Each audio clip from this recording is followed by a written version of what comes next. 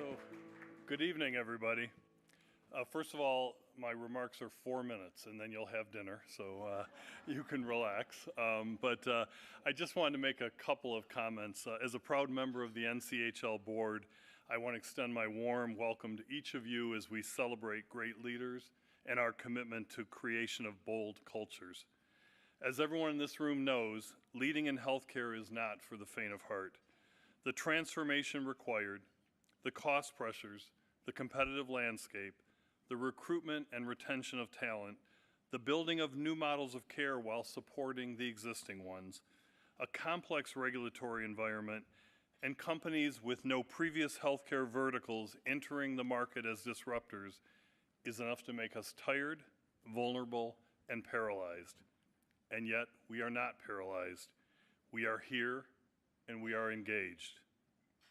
Last week, we added to our burden of ambiguity with the election of a president-elect for the country that has been quite vague about his healthcare platform, but campaigned on promises to radically change the Affordable Care Act.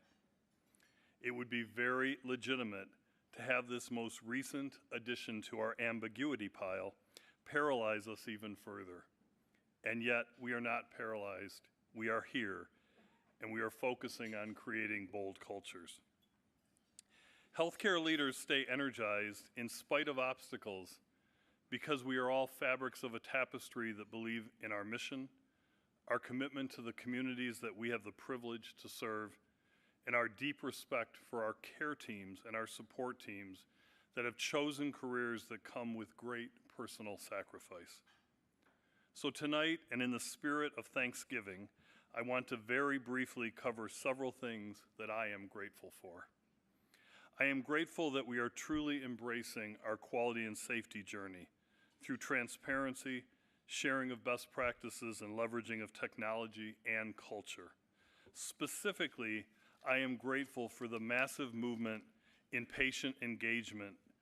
Throughout the industry, we are forming or have formed true patient advisory groups that are now involved in every step of the care design process, the patient communication strategies, culturally aware care protocol testing, review of accountability approaches, and service tactics.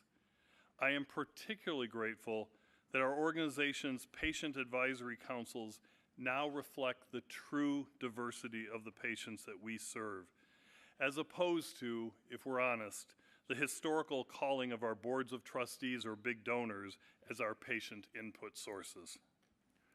I'm also grateful that we have owned up to the unintentional but far too frequent harm that we cause patients and customers. In particular, adopting an obligation to share best practices in elimination of harm in spite of intense market competition that we all are engaged in. We have matured as an industry where we realize that we can and should compete on service, on clinical offerings, on locations, on access, but that a failure to share a solution to reducing harm is an act of harm itself. And we have matured as an industry and embraced that. Our movement in quality and safety and the work that we are committed to continuing represents a bold culture and something that we should be proud of and thankful for and never, ever stop. And this next one, I feel very strongly about. I am very grateful that we are an industry that is still proudly producing quality middle-class jobs. In the recent presidential debates, we once again heard much said about the elimination of middle-class jobs in this country and the impact that it will have on our ecosystem moving forward. As we all work hard to reduce costs in healthcare, which we clearly need to do, we should not fall into the trap of feeling guilty or taking blame about producing large-scale middle-class jobs. What other jobs and responsibilities, more than allied healthcare workers, should earn the protection of middle-class incomes?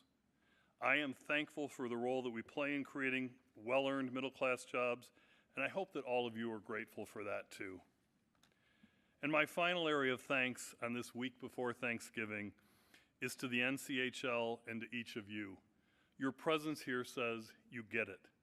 You embrace our responsibility to create the organizational cultures that integrate caring, diversity, and healthcare inclusion, business acumen, innovation, accountability, and human connectiveness into a sustainable enterprise.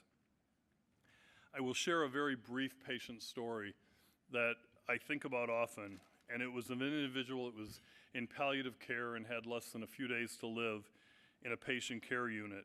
And a nurse came in and asked her what she could do for her. And she was expecting, can you get me some water? A basic thing. And the woman said, I want to meet my grandchild.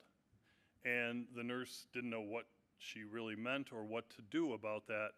But she inquired a little bit more, and she found out that the woman had a daughter who was about 2 months away from delivering her first grandchild, and she wanted to meet her. The nurse knew and the woman knew that she was never going to live to see that grandchild be born.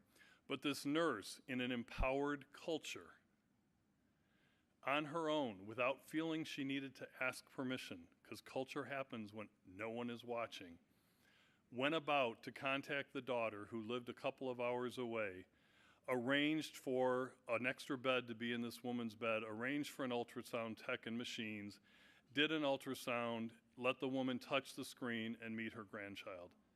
That is the healthcare worker that we are protecting as we move forward. We have much to be thankful for, and perspective is perhaps needed now more than ever. Enjoy your dinner, have a wonderful Thanksgiving, and enjoy the conference. Thank you.